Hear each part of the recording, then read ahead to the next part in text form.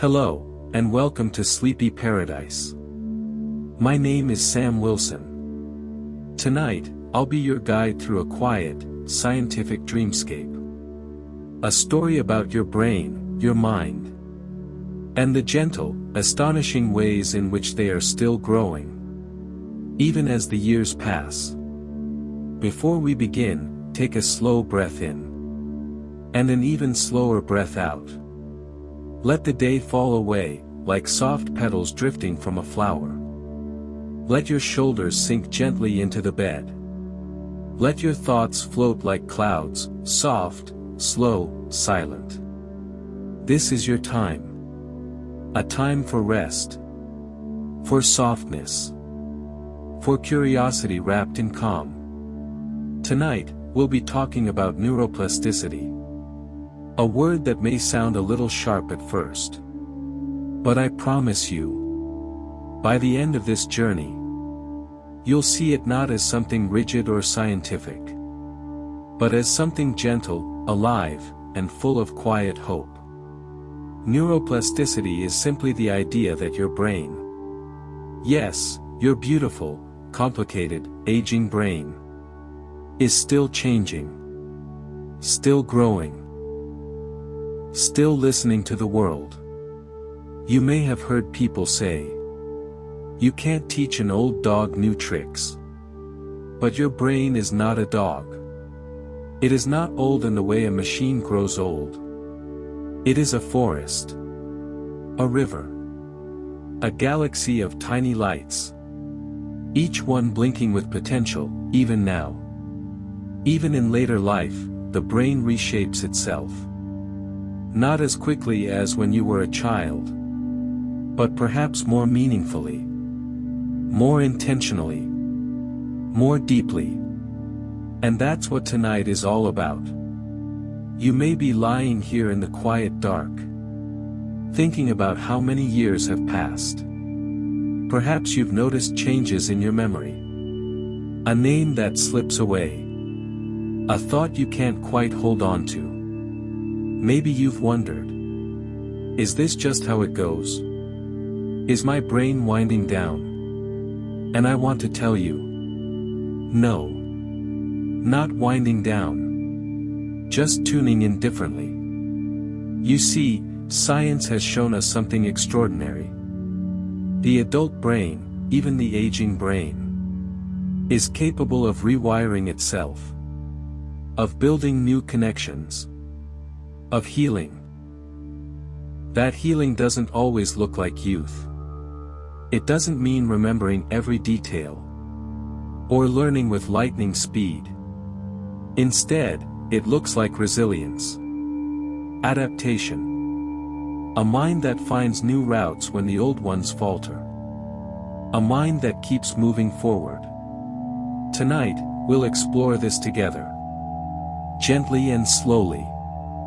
We'll look at the tiny miracles inside your head. Neurons firing like sparks in the dark. Synapses building bridges between ideas. Memories folding themselves into sleep. We'll explore how movement and music can reignite the mind. How learning, even in small ways, can strengthen the very structure of your brain. How rest and mindfulness aren't luxuries, but essentials. Like water for a thirsty tree. You'll learn how your emotions shape your brain. How social connection keeps your neural pathways alive. And how purpose, creativity, and even loss can reshape your mind in powerful, beautiful ways. But don't worry. This won't feel like a lecture. It's a lullaby of ideas. A slow, poetic unfolding of truths that matter. There will be metaphors, gentle imagery, soft repetition, not just to help you understand, but to help you fall asleep. Because this is more than a story. It's a place, a sanctuary, a warm pocket of time, where your brain can relax and be reminded That it is never too late to grow. As you listen, you may drift in and out. And that's okay. The ideas will wait for you. They'll flow like a stream. And you can step into it whenever you like. So settle in. Let the science surround you like a quiet tide. Let go of effort. And let your mind be led gently through this forest of thought. You are not declining. You are not broken. You are becoming. Still becoming. And now, as your breath slows, we begin the first step of our journey into the beautiful, changing landscape of your mind. Close your eyes. Feel the world dim to twilight. And listen. Because even now, your neurons are whispering. Chapter 1: When Neurons Whisper.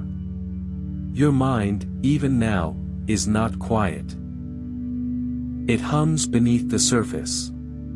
Softly, patiently, like roots shifting in the soil. You may not feel it.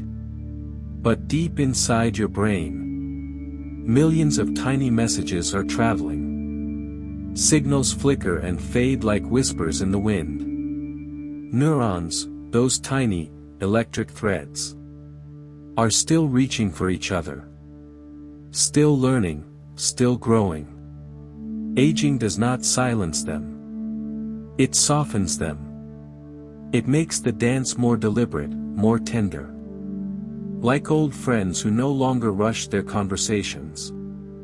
Your brain becomes quieter, but not still. You imagine your brain as fixed. Like a bookshelf filled long ago. Dust settling over the memories. But it is not a shelf. It is a garden. Every thought is a seed. Every experience, a drop of water. And even now, the garden responds. A little slower in the rain. A little more deliberate in the wind. But alive. This is neuroplasticity. The brain's ability to change itself. Not just in youth. But in age, too. A quiet adaptation. A rearrangement. A renewal. You felt it before, perhaps. When you learned something new and unexpected. A new word, a new face. A new way of understanding something familiar. It's subtle. But your brain shifted to make room for that. A tiny trail was carved. A pathway paved where none existed before. And yes, in youth, those trails appear quickly. Children's brains are like rivers in flood. Fast-moving, wild, reshaping the banks with every twist.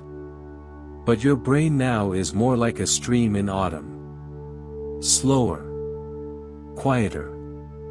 But capable still of change. The neurons in your mind communicate by touching. Not quite physically, but electrically. At their tips are synapses. Tiny gaps across which thoughts leap. Every time you remember something. Or learn something new. Or even just imagine a future possibility. A signal jumps that gap. And each time it jumps, the pathway becomes easier to cross. Like stepping stones worn smooth by time. This is how your mind remembers. How it learns. How it heals. Even now. Especially now. Aging may prune the branches of this inner forest. But the roots grow deeper. Some memories fade. But wisdom thickens in their place. Connections slow. But they do not vanish. Instead, they seek detours. Alternate roads when the main ones falter. Think of a city.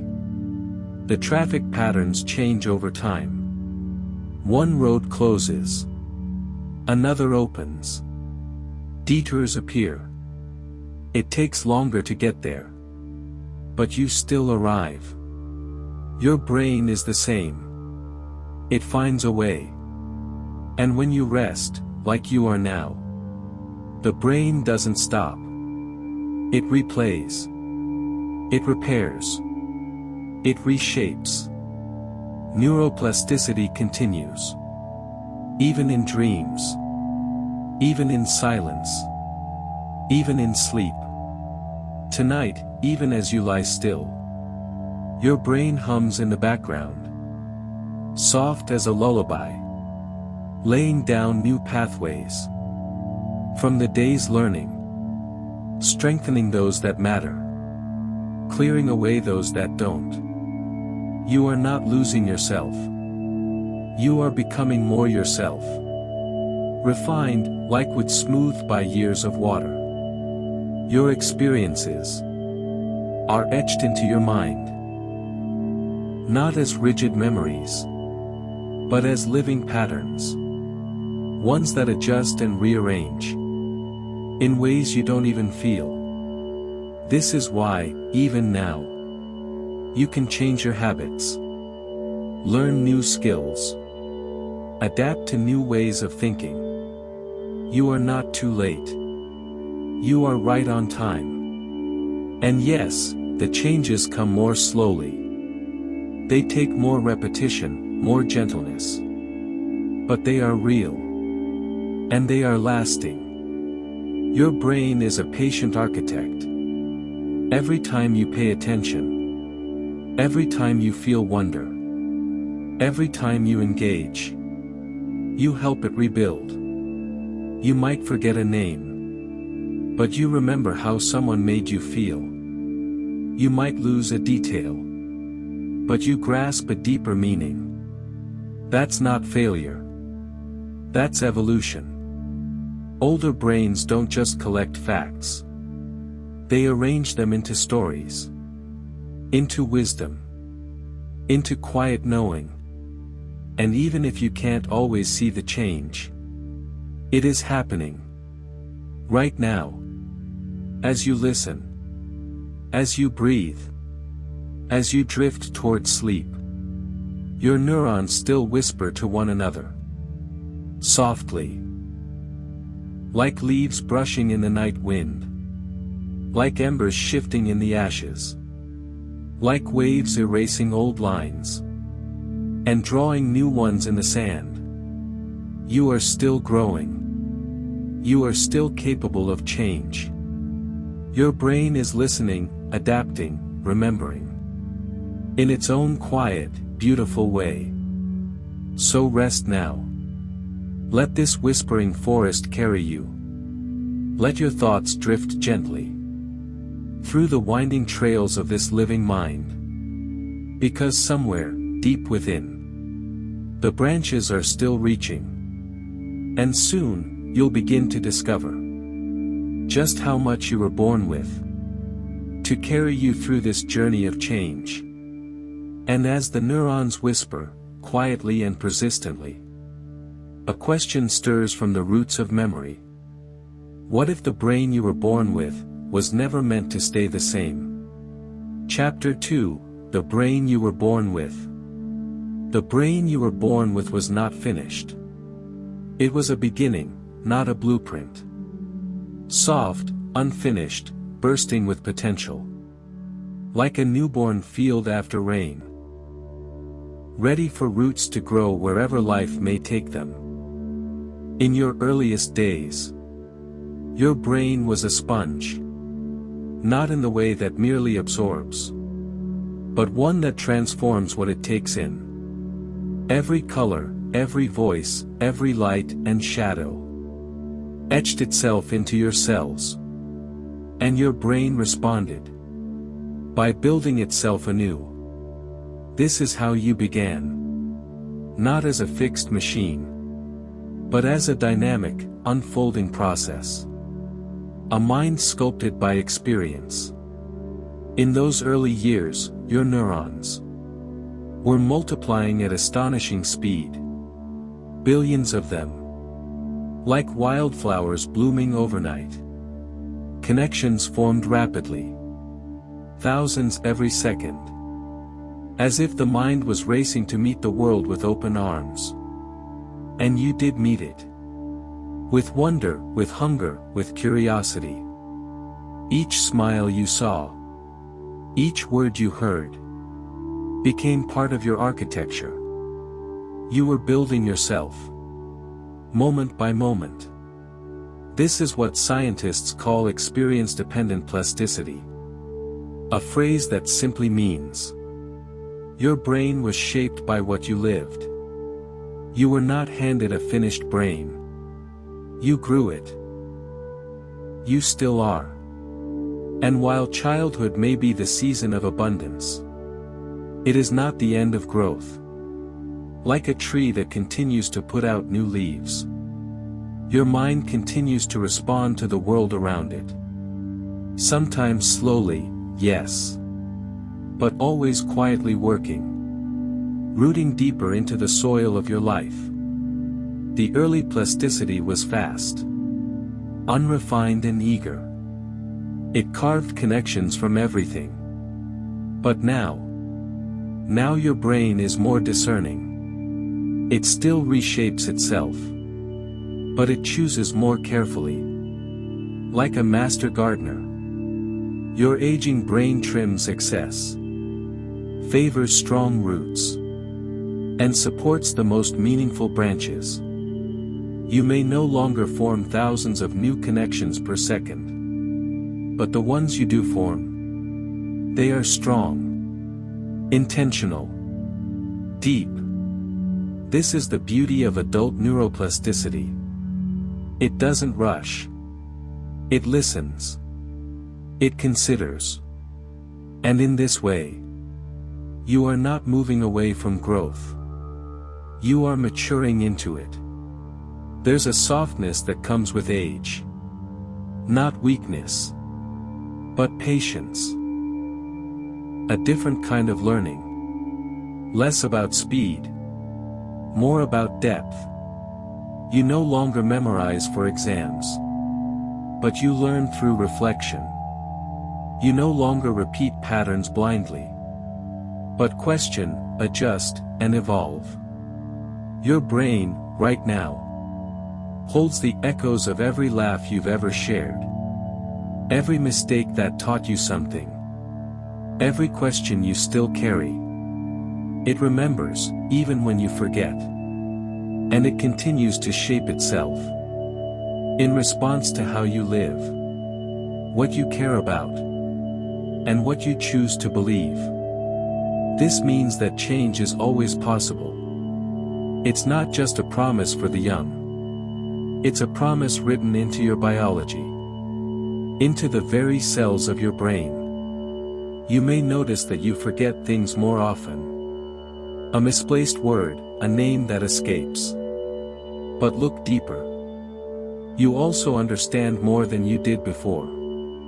You sense patterns. You see nuance. You feel the weight of meaning where before there was just noise. This, too, is neuroplasticity. Not just the building of new roads, but the strengthening of old, meaningful ones. You are not fading. You are refining. And even now, with each book you read, each conversation that moves you, each gentle challenge you offer your mind, you are growing new connections. They are slower to form. But they last longer. They are more deliberate. More durable. And perhaps most comforting of all. Your brain does not grow alone. It is shaped in relationship. With people, with places, with purpose. You are still being built. By the life you are living. So when you learn something new, when you step outside of routine, when you make space for wonder, you invite your brain to awaken. Just as it did in those early days.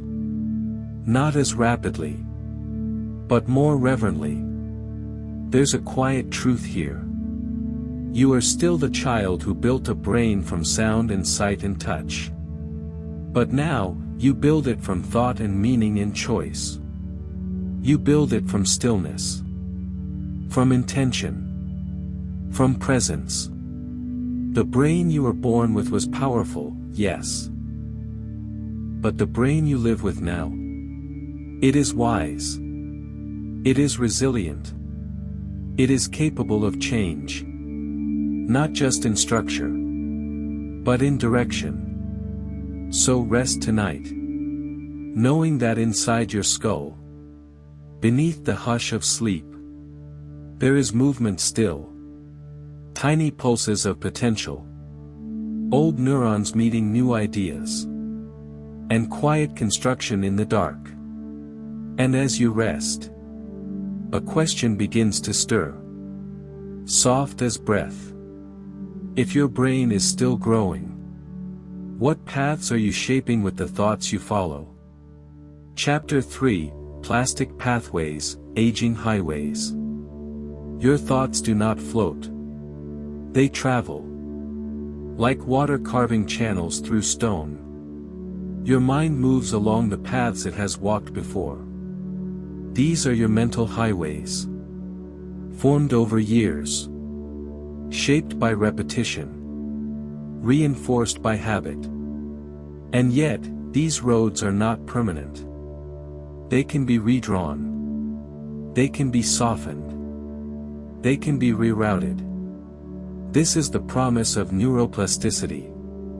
The idea that the architecture of your brain is not fixed in concrete, but written in sand that shifts gently with the tide of your life. Every time you think a thought, you reinforce a path. Like footsteps worn into a forest trail. The more you walk it, the more familiar it becomes. Eventually, you walk it without even knowing. That's habit. That's pattern. That's the brain's elegant efficiency. But what happens when you want to change direction? When you want to take a different route? Think a different thought? Respond in a different way? The path is still possible. But the walk is harder at first. The ground is uneven. The way is unclear. And yet, with repetition, with gentleness, with patience, a new trail begins to form. Old highways of reaction, worry, fear, self-doubt, can be left behind. Like overgrown roads, no longer needed. New highways of calm, of courage, of compassion can be built. One thought at a time. It's not fast, but it's real. Imagine your brain as a vast, living map. Each memory is a landmark. Each habit, a road. Each belief, a bridge. And all of it can be edited. You've done it before. Think of a time you unlearned something. A time when you changed your mind. A time when you responded differently than you once would have. That was a shift in the map.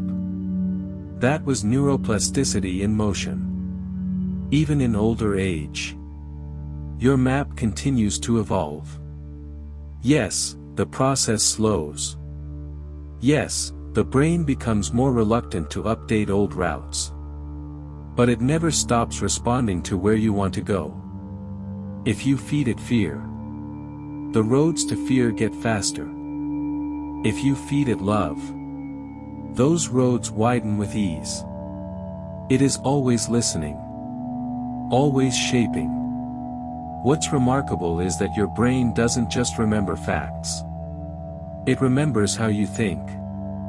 It remembers the structure of your thoughts. It notices what you return to. It learns your loops. And it builds accordingly. This is why changing a mental habit feels like walking uphill through snow. You're not just making a new choice. You're paving a new road. And like all roads, It requires effort. At first. But one day, what was once unfamiliar becomes familiar. What was difficult becomes natural. And you realize you've built a new path for yourself. This is why the way you speak to yourself matters. Why the thoughts you feed yourself before sleep matter.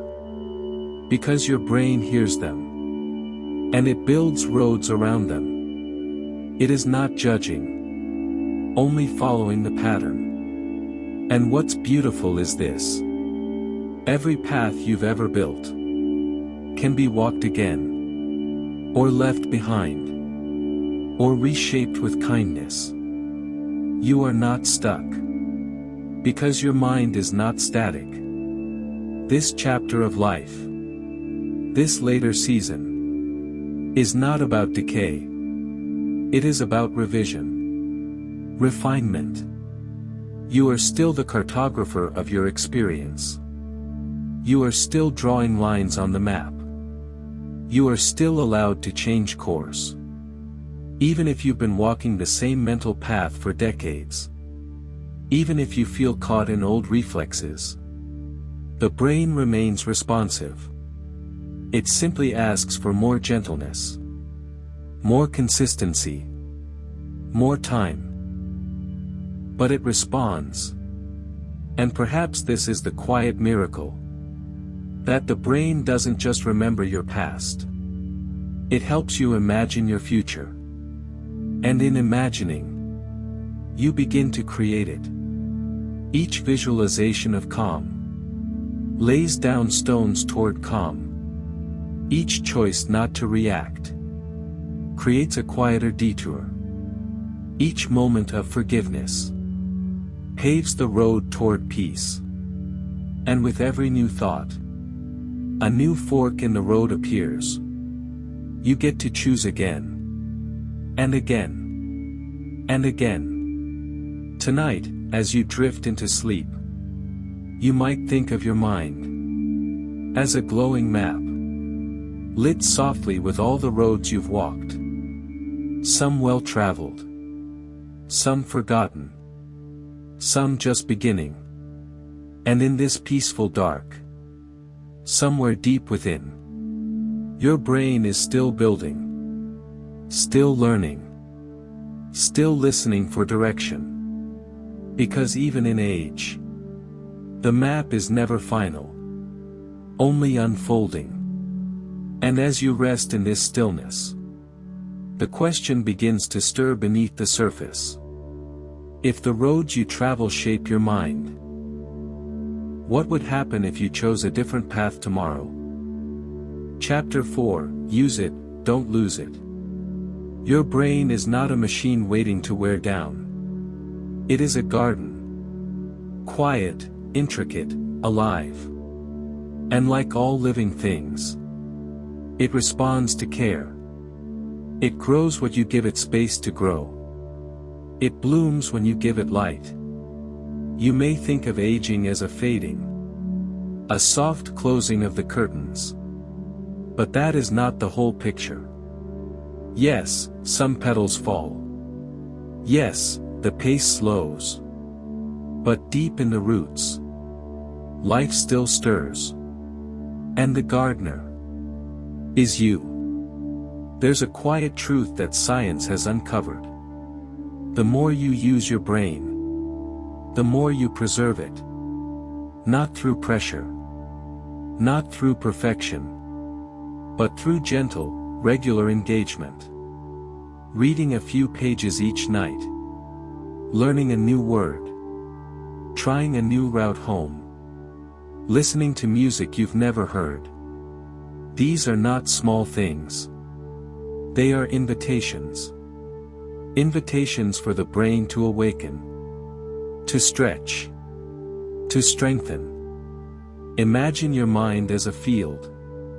If left untouched for too long, the soil hardens. The roots grow dry. But when you plant even one small seed of learning, a puzzle, a question, a story, you open the ground again. Even in later life, the brain forms new synapses in response to novelty. Not novelty for entertainment, but novelty for nourishment. Things that challenge. Things that matter. Things that light the lamp of curiosity. Your brain loves to be needed. It's not the content that matters most. It's the act of reaching, of wondering, of engaging with the world. When you ask your brain to think, it becomes more capable of thought. When you offer it silence and softness, it begins to reflect more deeply. When you offer it movement, it reconnects its rhythms. And when you offer it nothing, not rest, but nothing, it begins to retreat. Inactivity, over time, is not peace. It is fading. It is forgetting not just facts, but how to search for them. This is why learning in later life is so protective. Why the brain of a lifelong learner tends to hold its strength. You do not need to go back to school. You do not need to master a new language. You only need to stay curious. To let your mind stretch. Even a little. Each day. Read. Write. Play. Question. Reflect. Try something slightly uncomfortable. Not for productivity, but for vitality. Neuroplasticity does not ask you to be brilliant. It only asks you to be present. The idea of use it or lose it is not a warning. It is a reminder that growth is always waiting for your attention. That effort, even when it's slow, keeps the lights on. And the beauty is this: every small act counts.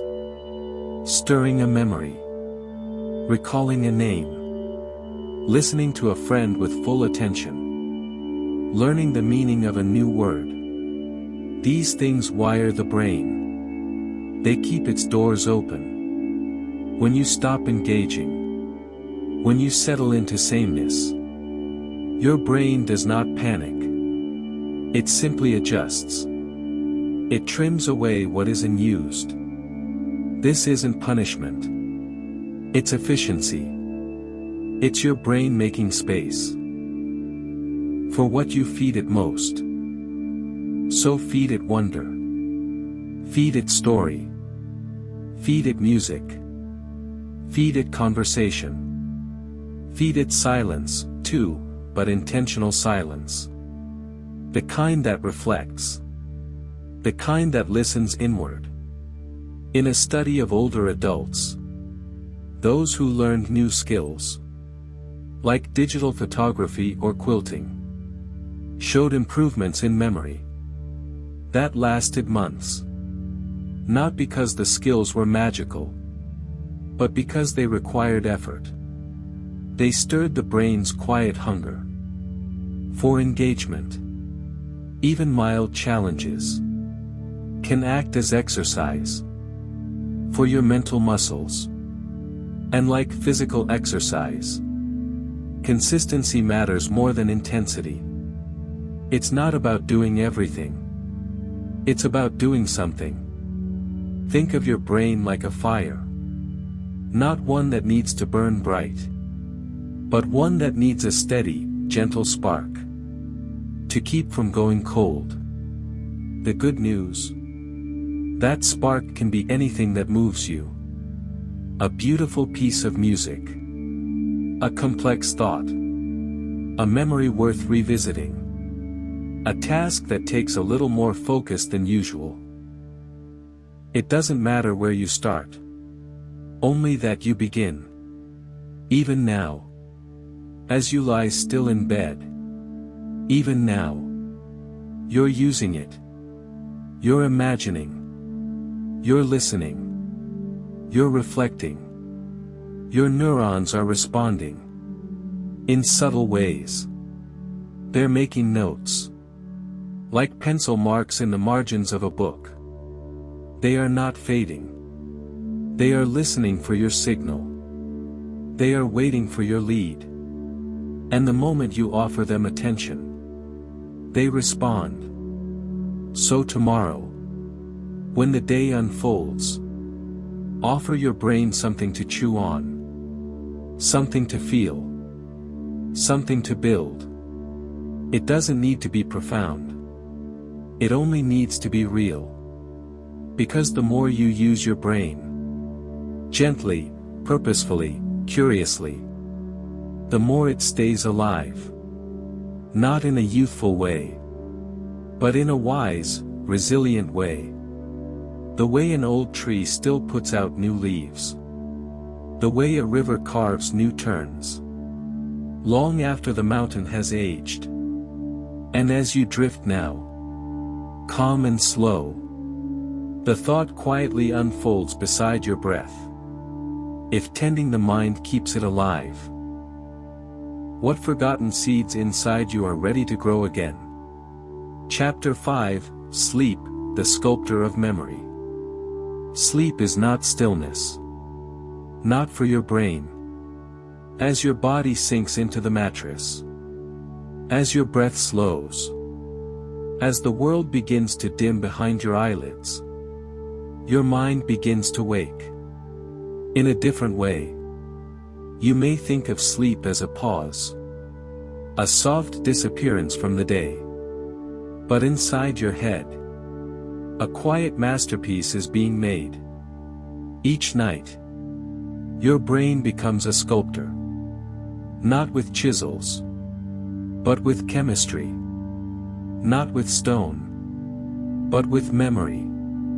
You close your eyes, and the world you gathered during the day, every image, every sound, every small detail, begins to be sorted.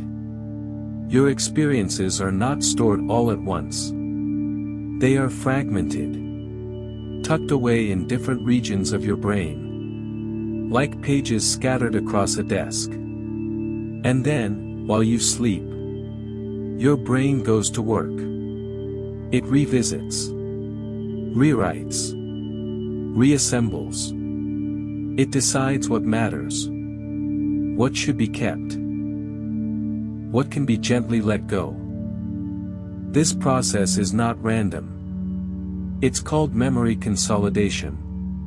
The refining of your lived experiences into stable, retrievable form. You may not remember your dreams, but your brain remembers the day. It sorts, categorizes, and sculpts your memories into smoother, more permanent shapes. And this work cannot happen when you are awake. Because during the day, your mind is too busy, too loud, too focused on now.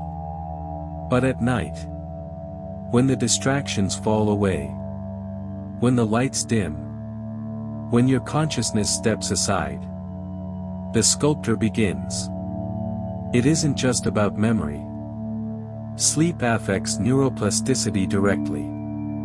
Each night of deep rest helps your brain prune unnecessary connections. Those unused roads that clutter your mental map.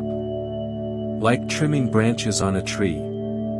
This allows for better growth elsewhere. You don't just store what matters. You strengthen it. Neural connections that are important. The thoughts you repeated. The things you cared about. The tasks you tried to master. Those become easier to access. It's like the brain repaves the roads you'll most likely travel tomorrow. And in doing so, it preserves not only memory, but learning, skill, and attention. Even creativity. Have you ever woken with an answer? A sudden clarity? A solution to something that puzzled you yesterday? That, too, is your sleeping brain. Quietly solving. quietly arranging, while you drift unaware. Sleep is the unsung partner in your mental growth. Without it, the sculpting cannot occur. Memories remain rough, less reliable, less connected. And for the aging brain, sleep becomes even more precious. Because while neuroplasticity continues, it does so more slowly, and with greater need for rest, to support its quiet rebuilding. Older adults often experience lighter, shorter sleep. But that does not mean less important sleep. Even fragmented sleep can hold remarkable benefit when nurtured with care, creating a space for rest. A rhythm of softness before bed is a gift not just to your body, but to your mind. The rituals you create, a warm cup of tea, a quiet room, a gentle story like this one, they whisper to the brain, now is the time to begin. And the brain listens. Melatonin rises, cortisol falls, and the curtain draws. Behind it, neuroplasticity continues. As real and active as anything in your waking life. The brain doesn't just rest. It rewires. It balances emotion. It repairs cells. It consolidates what you've learned. So that tomorrow, you don't begin again from scratch. You begin from somewhere stronger. So often, we chase productivity, thinking the waking hours are all that matter. But in sleep, the brain deepens what we've built. It doesn't erase the day. It refines it. Like a potter smoothing the clay. Like a composer adjusting the silence between notes. And the more gently you fall into sleep, the more easily the brain can begin its work. That's why bedtime matters. Why slowness matters. Why dim light, soft voices, and calming thoughts are not luxuries, but instructions. They tell your nervous system, now, you are safe. Now, you may soften. Now, the work can begin. In one part of the brain, the hippocampus, the keeper of short-term memory, hands off information to the neocortex, where long-term memory is formed. It is a passing of the torch, a transference of the day's weight into the library of your being. And it happens only while you sleep. Without sleep, the memories remain scattered. Learning becomes blurred. Emotions become heavier. But with even a few nights of rest, clarity returns. Focus sharpens. The sculptor completes its work. So tonight, as you lie quietly, know this. You are not being idle. You are not doing nothing. You are entering a vital phase of renewal. Your neurons are preparing. Your synapses are listening. Your brain is waiting to begin its secret shift. Let the outside world fall away. Let the breath slow. Let the blankets gather around you, like soft earth around roots. Because here, in this moment, you are preparing not just for rest, but for reformation. And as you drift slowly into the space between waking and dreaming, one thought gently glows in the dark like a lantern. If sleep is sculpting your memories tonight, what might it be quietly letting go of, and what is it gently choosing to keep? Chapter 6, Emotion Leaves a Trace. Some moments stay with you, not because of what happened, but because of how you felt. The memory of a smile in a quiet room. The tightness in your chest after a goodbye. The warmth of a voice that made you feel safe. You may forget the date, the words, the setting. But the feeling lingers. This is no accident. Your brain remembers with emotion. Not just through repetition, but through meaning. And that meaning is often felt. More than it is understood. When you experience something emotionally charged. A moment of joy, sorrow, fear, or awe. Your brain marks it. Like a finger pressed into soft wax. The shape remains. Even after time has passed. There is a small almond-shaped structure in your brain. Called the amygdala. It sits deep in the folds of your mind. Quiet, alert, ancient. It is the part of you that feels first. Often before you think. And when it senses strong emotion. It tells the brain. This matters. Remember this. This is why emotionally intense moments tend to be more vivid. Why you remember where you were when something joyful or tragic occurred. Not because you rehearsed the memory, but because your brain lit it in neon the first time. Emotion enhances memory. Not like a photograph, but like a song you can't forget. Even mild feelings can shape how memory is stored. The same event, if experienced in calm, is remembered differently than when wrapped in anxiety. The emotional context becomes part of the memory itself. Your brain, it turns out, is a storyteller. And feelings are its ink. Feelings may rise. Unexpected, maybe. Tender. Let them come. Let them soften. They are shaping you. Even now. Because the brain does not age out of feeling. If anything, it feels more deeply with time. Not because it is fragile, but because it is attuned. Wiser. More awake to what matters. And what matters, always, leaves a trace. So rest now. Knowing that each breath you take, each feeling you allow, each memory you revisit with kindness, is part of your reshaping. Your emotional life is not a story that ended. It is still being written. And as your thoughts settle into quiet, another idea gently begins to unfold. If emotion shapes the memory, could connection, with others, with meaning, shape the brain just as deeply? Chapter 7, The Social Brain. You are not made to walk alone. Even when you enjoy solitude. Even when you seek silence. Your brain remains a deeply social organ. Long before you could speak, your neurons were listening to the rhythm of another heartbeat, the softness of a mother's voice, the warmth of being held.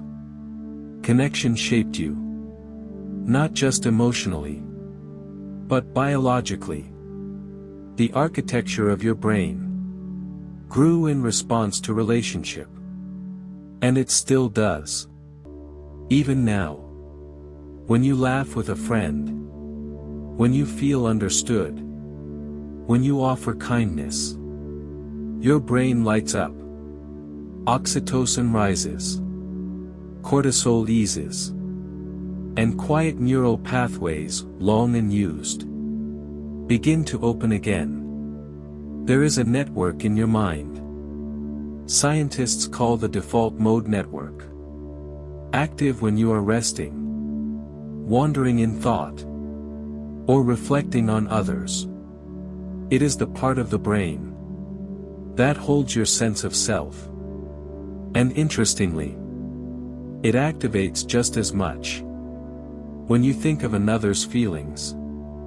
as when you reflect on your own. This is not coincidence. This is design. You are wired for empathy, for belonging, for shared meaning.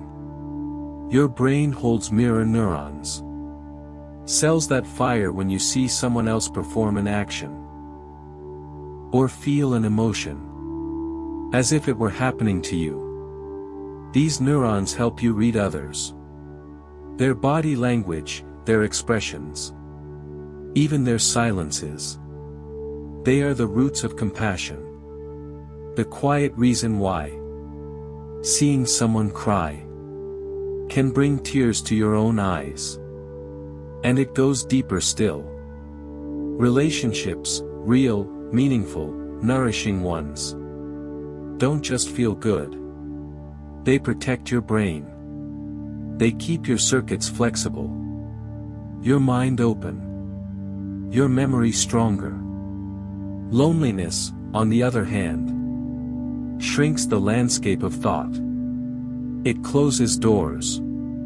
It dulls motivation. Not because you are broken, but because your brain is signaling something vital is missing. We evolved in groups, tribes, families, circles around fires. And even in modern life, that need to be seen, heard, and held has never left us. It lives in your nervous system. When you are embraced, your heartbeat synchronizes with another. When someone listens deeply, your brain relaxes into presence. And when you share a story, even in whispers, you anchor memory more deeply. Feelings may rise. Unexpected, maybe. Tender. Let them come. Let them soften. They are shaping you, even now. Because the brain does not age out of feeling. If anything, it feels more deeply with time. Not because it is fragile, but because it is attuned, wiser, more awake to what matters. And what matters, always, leaves a trace. So rest now, knowing that each breath you take, each feeling you allow, each memory you revisit with kindness, is part of your reshaping. Your emotional life is not a story that ended. It is still being written. And as your thoughts settle into quiet, another idea gently begins to unfold. If emotion shapes the memory, could connection, with others, with meaning, shape the brain just as deeply? Chapter 7, The Social Brain. You are not made to walk alone. Even when you enjoy solitude, even when you seek silence, your brain remains a deeply social organ. Long before you could speak, your neurons were listening to the rhythm of another heartbeat, the softness of a mother's voice, the warmth of being held. Connection shaped you, not just emotionally, but biologically. The architecture of your brain grew in response to relationship. And it still does. Even now. When you laugh with a friend, when you feel understood, when you offer kindness, your brain lights up. Oxytocin rises. Cortisol eases. And quiet neural pathways, long unused, begin to open again. There is a network in your mind. Scientists call the default mode network. Active when you are resting, wandering in thought, or reflecting on others. It is the part of the brain that holds your sense of self. And interestingly, it activates just as much when you think of another's feelings as when you reflect on your own. This is not coincidence. This is design. You are wired for empathy, for belonging, for shared meaning. Your brain holds mirror neurons, cells that fire when you see someone else perform an action or feel an emotion, as if it were happening to you. These neurons help you read others, their body language, their expressions, even their silences. They are the roots of compassion, the quiet reason why seeing someone cry can bring tears to your own eyes. And it goes deeper still. Relationships, real, meaningful, nourishing ones, don't just feel good. They protect your brain. They keep your circuits flexible, your mind open, your memory stronger. Loneliness, on the other hand, shrinks the landscape of thought. It closes doors. It dulls motivation. Not because you are broken, but because your brain is signaling something vital is missing. We evolved in groups, tribes, families, circles around fires. And even in modern life, that need to be seen, heard, and held has never left us. It lives in your nervous system. When you are embraced, your heartbeat synchronizes with another. When someone listens deeply, your brain relaxes into presence. And when you share a story, even in whispers, you anchor memory more deeply than you could alone. Human connection does not require many people. It requires real presence. One conversation, one shared glance, one evening of laughter.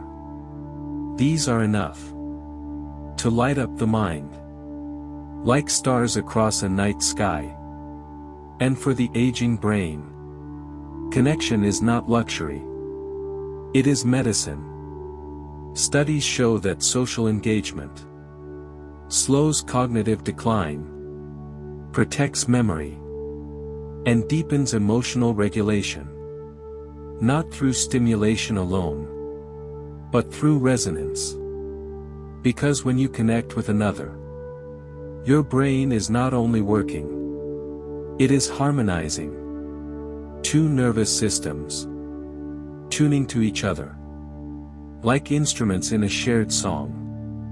And the melody is safety, belonging, mutual recognition, even brief moments of connection. A smile from a stranger, a shared silence with someone you love, can spark tiny shifts in the brain. They remind you that you are not separate, that your mind is shaped, again and again, by those you hold close. And this shaping is gentle.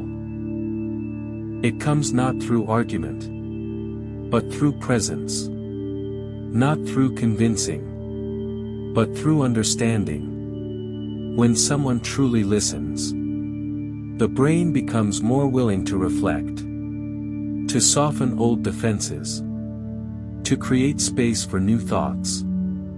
This is why therapy heals, why friendships deepen us, why love, in all its forms, is so transformative.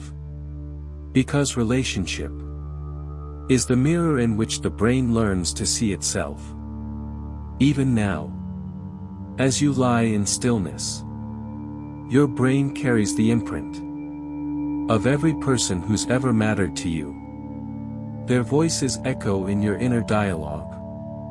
Their gestures inform your movements. Their beliefs shape your own reflections. You are not just yourself.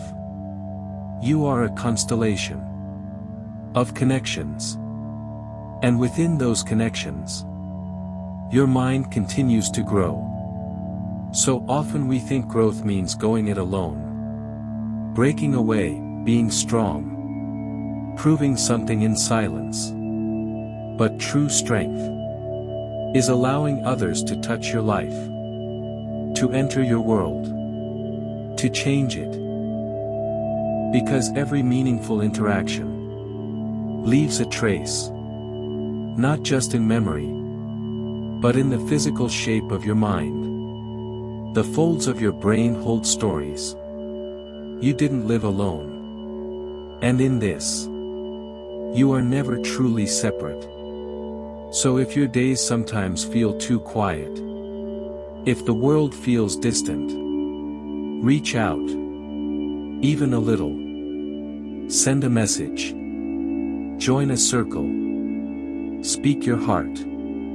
Or simply listen. Not because you must, but because your brain thrives on it. Even recalling a loved one's voice can soften the edges of isolation. Because connection is not only external, it lives inside you, carried in memory, in presence, in meaning. And as you rest now, your brain continues to hold those you've loved, those you've known, those who helped shape the map of your mind. There is comfort in that, in knowing that your story is shared, that your mind has always grown alongside another's heartbeat. You might find it in listening deeply, in sharing wisdom, in presence itself. Purpose, in age, often becomes gentler, less about doing, more about being. But it still nourishes the brain. Even the act of reflection can be purposeful.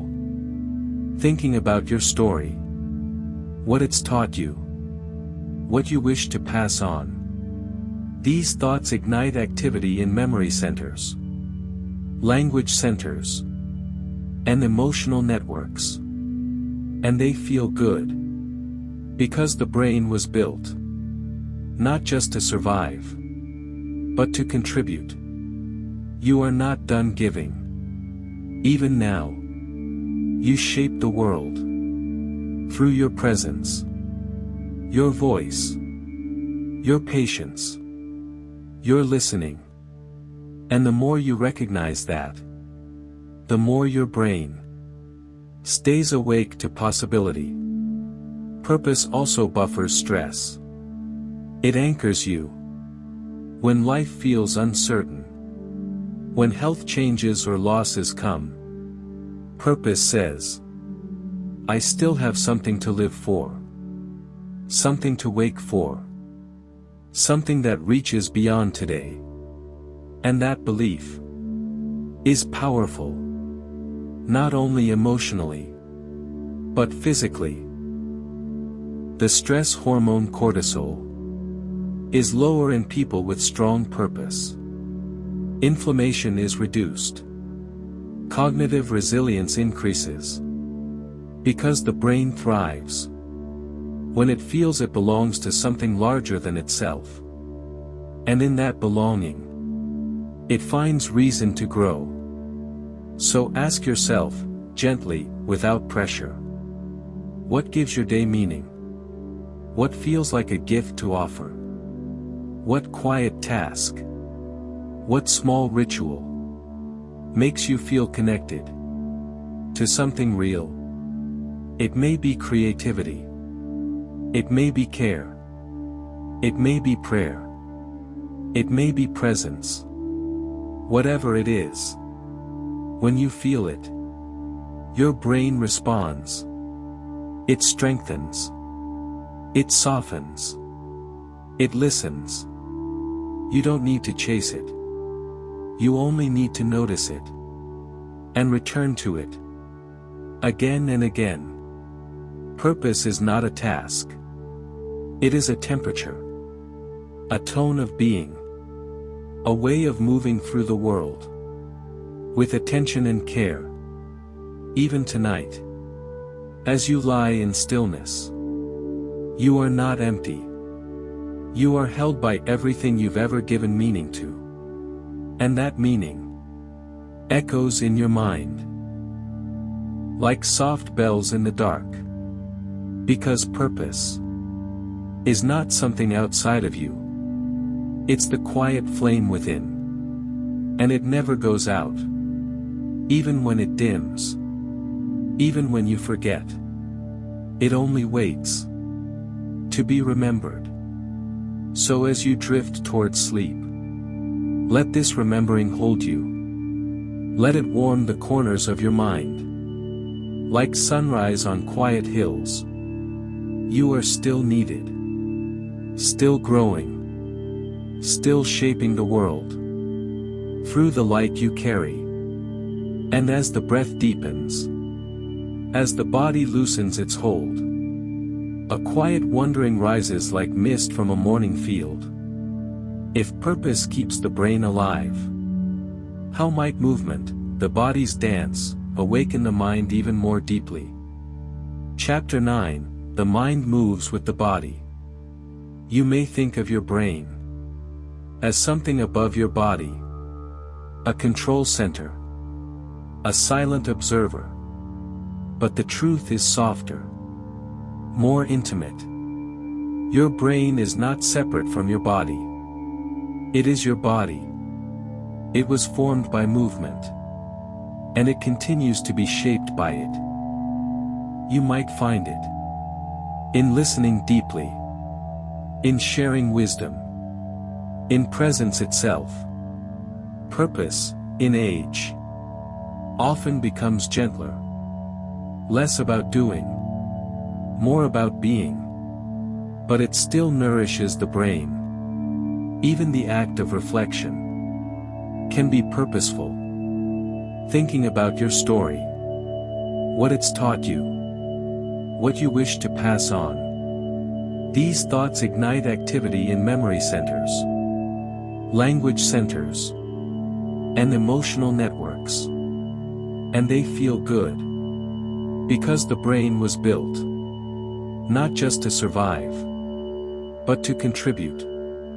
You are not done giving. Even now, you shape the world through your presence, your voice, your patience, your listening. And the more you recognize that, the more your brain stays awake to possibility. Purpose also buffers stress. It anchors you when life feels uncertain, when health changes or losses come. Purpose says, I still have something to live for, something to wake for, something that reaches beyond today.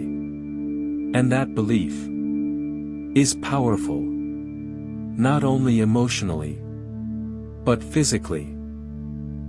The stress hormone cortisol is lower in people with strong purpose.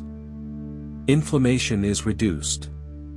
Cognitive resilience increases. Because the brain thrives when it feels it belongs to something larger than itself. And in that belonging, it finds reason to grow.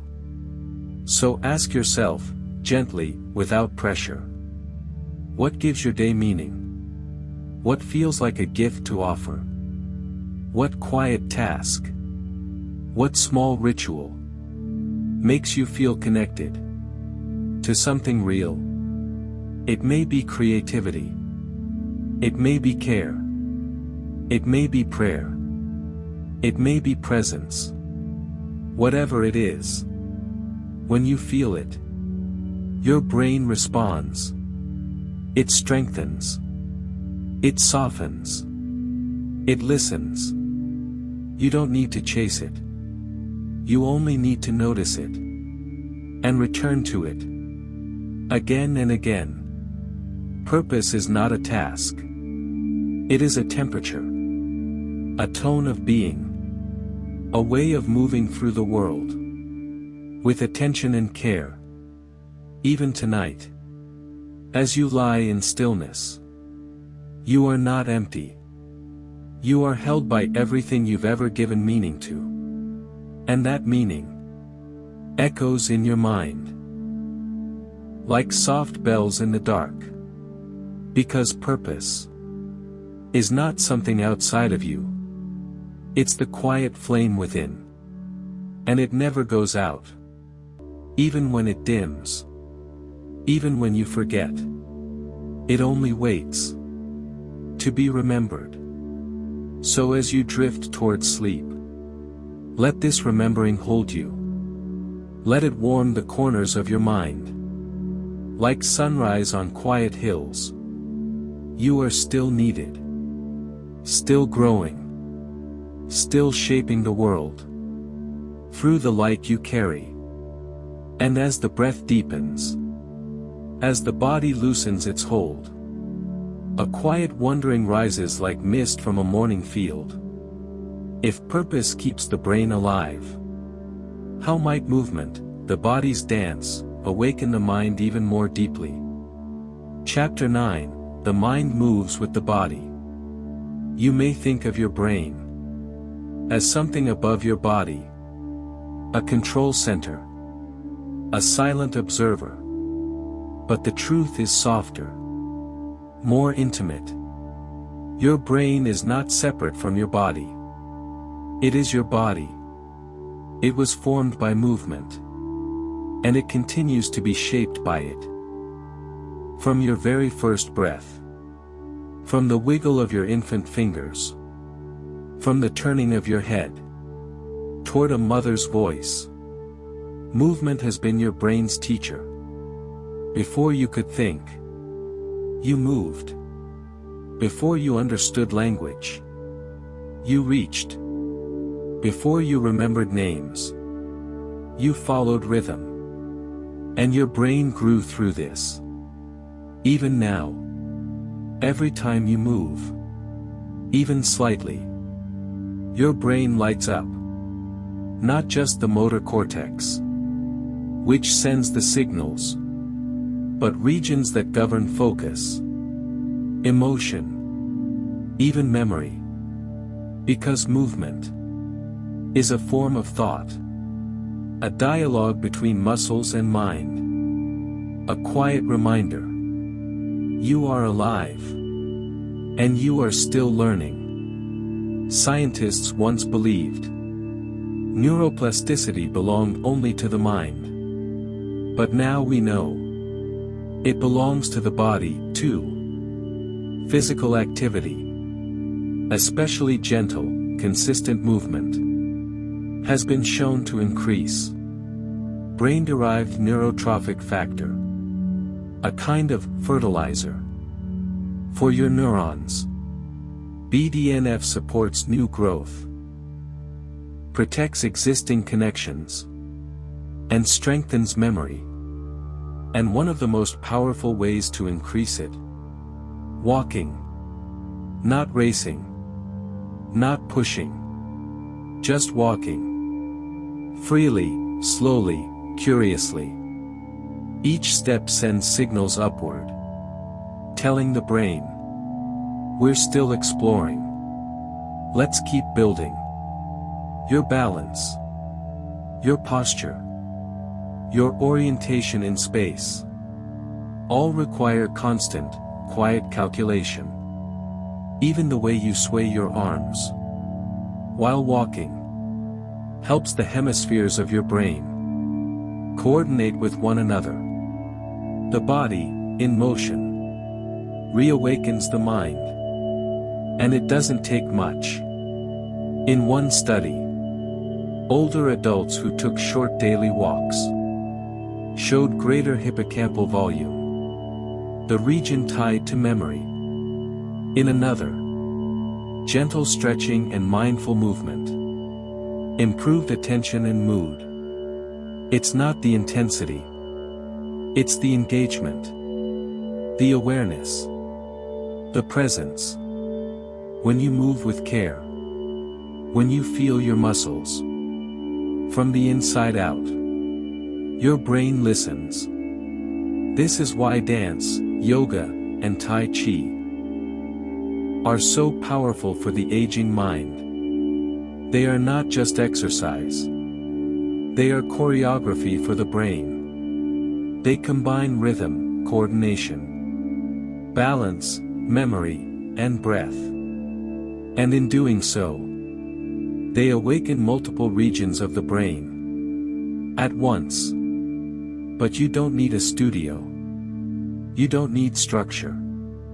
Even the act of swaying to music, or rising slowly from a chair, with full attention, can be medicine. Your joints, your spine, your breath, are all instruments through which your brain learns. Again and again. Stillness has its place. But long stillness, without motion, dulls the edges of thought. The brain thrives in motion. Not frantic movement, but rhythmic movement. Repetitive, familiar, intentional. And perhaps most importantly, enjoyable. Because when movement feels good, your brain releases dopamine. Not just a pleasure chemical, but a motivator, a connector, a teacher. Dopamine tells your brain, this is worth remembering. Let's keep doing this. And so, the cycle continues. Motion, joy, memory, motion, joy, growth, even in advanced age. And pass along information. Isn't that, in its own way, alive? Even if it does not sing. Even if it does not love. Even if it does not dream. You rest in this unsettling, gentle thought. And you begin to see that our expectations of life are shaped not by logic, but by familiarity. We expect eyes, because we have eyes. We expect bones, because we have bones. But the universe is under no obligation to build creatures we would recognize. It may build them from gases, from heat, from sound. It may not build them at all. It may let them emerge. As hurricanes emerge. As galaxies form. As patterns grow in frost. You imagine now a cloud on a distant world that lives not by eating, but by oscillating. A vibration. A slow pulse. A gathering of particles, held together by charge and rhythm. No hands. No words. Just purpose. You can't pet it. You can't talk to it. But it recognizes the light. It reacts. It repeats. It endures. And so perhaps it lives. You feel now the soft weight of possibility. And the humility it invites. Because maybe life isn't rare. Maybe it's just unfamiliar. Maybe it's everywhere. But our eyes aren't yet trained to see it. Maybe our instruments look for the wrong signatures. Maybe our questions are still too narrow. But they are expanding. Every mission, every discovery, every spark of wonder. And you, floating here in this quiet stretch of space, you are part of that curiosity. You are part of the question. And so, softly, you begin to turn again toward what's next. Because if life out there might look nothing like you, could it still feel something? Could it still know? Could it communicate? You begin to drift toward that possibility now. Toward the idea that something may already be speaking. Not in sound, but in signal. A beacon. A message. A shimmer in the dark. And maybe, just maybe, someone is listening. Chapter 14, Signals in the Silence, Listening for a Voice That Isn't Ours. Now, you float in stillness. Not on a planet. Not near a moon. But in the quiet middle of the galaxy's great breath. A place between stars. Between certainty and hope. You are not moving fast. There is no rush here. Only listening. You drift near a large metal dish. Not in space. But on Earth. It curves upward like a question. Aimed toward the stars. This is a radio telescope. And tonight, it listens. Not for noise. Not for sound. But for pattern. Because out here, in space, sound cannot travel. But signals can. Radio waves. Microwaves. Bursts of light. They slip across the void. At the speed of thought. Carrying nothing but structure. Timing. Intent. You imagine a message now. Not in language. But in math. In a pulse that repeats. A number that shouldn't occur in nature. A rhythm too perfect to be random. This is what SETI, the search for extraterrestrial intelligence, has long been listening for. Not words. Not voices. But whispers of intelligence. You drift through history now. Through decades of listening. From the Arecibo dish in Puerto Rico to the Allen Telescope Array in California. Scientists have scanned the heavens for anything out of place. Any signal that says, we are here.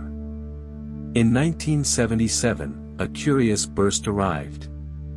A strong, clear radio signal that lasted 72 seconds. No explanation. No repeat. Just a blip. Astronomer Jerry Emmons circled it on the printout and wrote one word beside it. Wow. And though the wow signal was never heard again, it gave birth to something lasting. The idea that maybe, just maybe, someone is trying to reach us. You drift closer now to the heart of that idea. Because to send a message across space requires intention. It requires technology. But more than that, it requires imagination. Someone, somewhere, would have to believe we are worth calling. You picture them not as creatures, not as forms, but as minds. They build a beacon. They choose a frequency. They aim it not at a planet, but at a possibility. And they wait. And we, on this small blue world, we listen. Sometimes in the radio bands. Sometimes in laser flashes. Sometimes in neutrino detectors. And gravitational wave monitors. We watch the skies for any sign that nature didn't do this alone. You think of the Voyager spacecraft now, hurtling beyond the solar system, with its golden record tucked gently inside.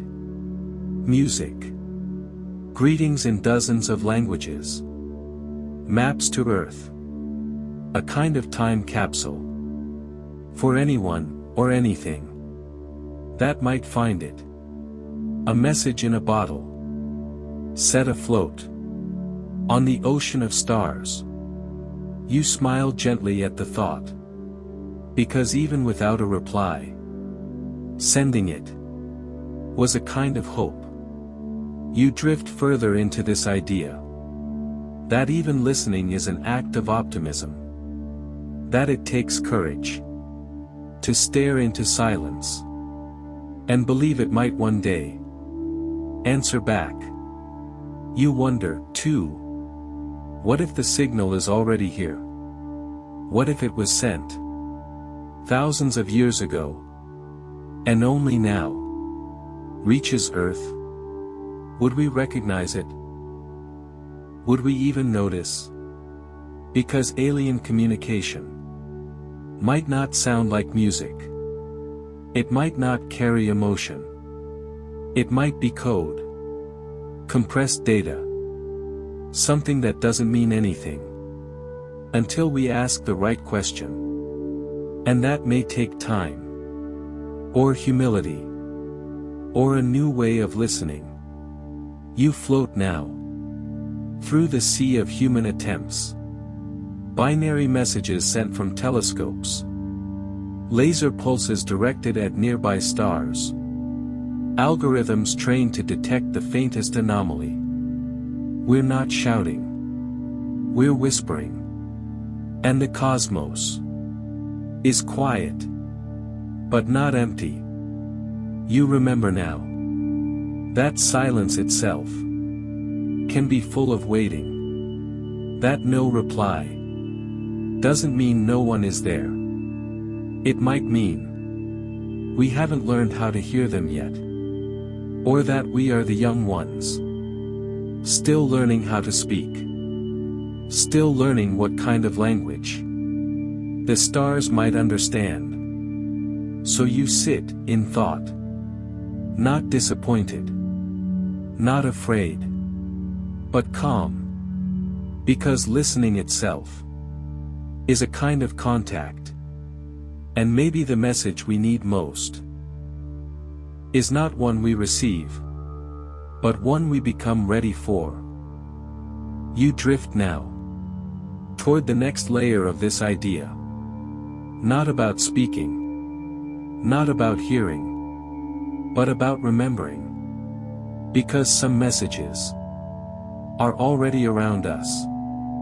Not in radio waves, but in DNA, in fossils, in the language of planets.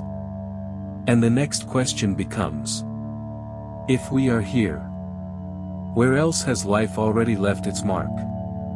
You follow that thought into the next chapter, toward signs not of contact, but of presence, and how to read the footprints life might leave behind. Chapter 15, Ghosts of Life, tracing the footprints of what once was. Now, you drift across the quiet face of an ancient world. A world that may once have breathed. Not loudly. Not with storms or cities. But with something softer. Microbes, perhaps. Tiny whispers of life. That shaped stone. Left pigments in rock. And moved on. You are searching now not for life as it is, but life as it was. Not for creatures, but for footprints. This is the world of biosignatures. Subtle, scientific ghosts that suggest life has passed through a place and touched it, even if only for a moment. You begin with Mars. Red, rusted, quiet, but not empty. Rovers, like curiosity and perseverance, roll slowly across its surface, scanning rocks, tasting soil, peering into clay. Why clay? Because on Earth, clay forms in water. And where water once stood still, life often came to drink. You hover above a dried Martian lakebed now, ancient and cracked. But beneath the dust, certain minerals glimmer. Salts, Organic molecules. The kind that, on Earth, hint at biology. You begin to feel how life doesn't just live. It alters its surroundings. It breathes out chemicals. It changes temperature. It leaves behind patterns. Layered sediments. Curved stromatolites. A chemical ratio that shouldn't exist. Without intention. You now imagine Earth. 4 billion years ago. Life just beginning. Not animals. Not even plants. Just cells. Bubbles. Tiny architects. Exhaling oxygen into a world that didn't know what to do with it yet. That oxygen piled up. Changed the air. Shifted the chemistry of oceans. Rust appeared on rocks. And even today, geologists can see where life changed the planet. You realize this is what biosignatures are. Memories. Etched into chemistry. Not memories we feel, but ones we measure. Ratios of isotopes. Surfaces etched by microbial mats. Pigments too complex to be random. An imbalance in gases, like oxygen and methane coexisting. When they shouldn't. You drift now beside an exoplanet. Far away, unnamed. You don't land. You don't touch.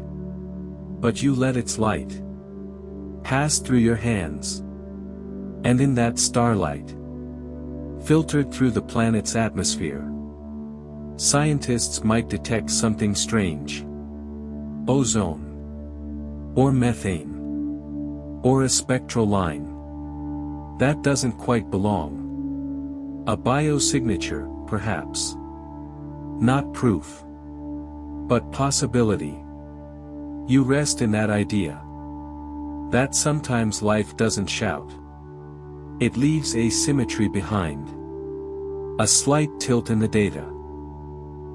A glimmer in the curve. A trace. Like fingerprints on glass. Long after the hand is gone. But how do we know what life's trace looks like? If life elsewhere is unlike our own. You remember the last chapter. Life may not always use water. Or carbon. It may not even breathe. So its footprints, too, may be foreign. That's why scientists now dream of agnostic biosignatures. Clues of life that don't depend on knowing what that life is. Maybe it's order. Or complexity. Or thermodynamic imbalance. A local decrease in entropy. Where nature usually leans toward disorder. You begin to think of life as a kind of resistance. A soft rebellion against randomness. A place where structure wins. If only for a while. And that resistance can leave marks. You float past a meteorite. Carbon-rich and scarred. It once struck Antarctica. And inside, under the microscope, scientists found formations. That might be microbial fossils. Or they might not. So many biosignatures exist on the edge of interpretation. They require patience, humility, openness. Because we are trying to read a diary written in a language we don't yet speak. Still, we keep looking. Because every signal, every stain, every shadow, might be a hint that life has touched more than Earth. You begin to sense that life, in all its forms, does not pass through the universe without leaving some trace.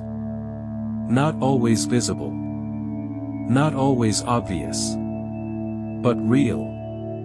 And maybe, just maybe, the cosmos holds memories of living things long gone. You now ask yourself, if we find these traces, these echoes, what do we do next? Do we study them from afar? Do we land, collect, return? Do we whisper back? Or do we look again at Earth and realize that life is fragile, temporary, and sacred? You drift in the stillness of that thought. And then, gently, you begin to wonder. What if life doesn't just leave traces? What if it sends artifacts? Not signals. Not chemistry. But things. Built. Forgotten. Waiting. Could the universe be holding relics? Ruins? You follow that curiosity now, toward the next quiet question. What if the story isn't just was life here? But, what did it leave behind? And now, your journey slows. You are not rushing toward an answer. You are floating in the wide, soft space between knowing and wondering. You've walked on frozen moons, followed the breath of cryovolcanoes, listened to the pull of gravity, and traced warmth through layers of ancient ice. You've considered life, not just as it appears on Earth, but as it might be, in forms that don't match any shape you've known. You've listened, not with ears, but with patience, for signals that might never come, and for footprints left behind by voices long gone. This is the beauty of the search, that it invites you not just to see, but to imagine, to sit quietly, and let the universe speak in its own time. You feel now that not every answer needs to arrive wrapped in certainty. Some questions are meant to stay open, to stretch your mind, and soften your heart. Because the deeper you travel into space, the more you begin to notice the space within yourself, a place where stillness meets curiosity, where science becomes story, and where the unknown is not frightening, but comforting. You are reminded, gently, that Earth, too, is a planet. A blue one, spinning in a quiet corner of a galaxy we barely understand. And yet, here you are, alive, able to wonder, able to listen, able to dream about oceans beneath ice, and voices across light years.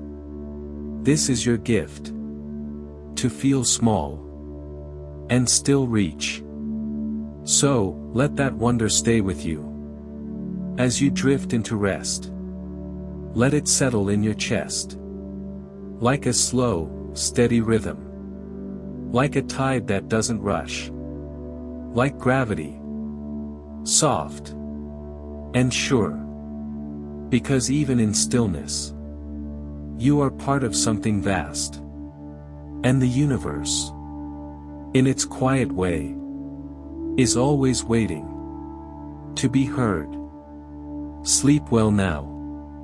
The stars will keep circling, the moons will keep whispering, and tomorrow, you may wake with a new question, one only you have been shaped to ask. Until then, close your eyes, let go of orbit, let go of thought. You're already floating, you're already home.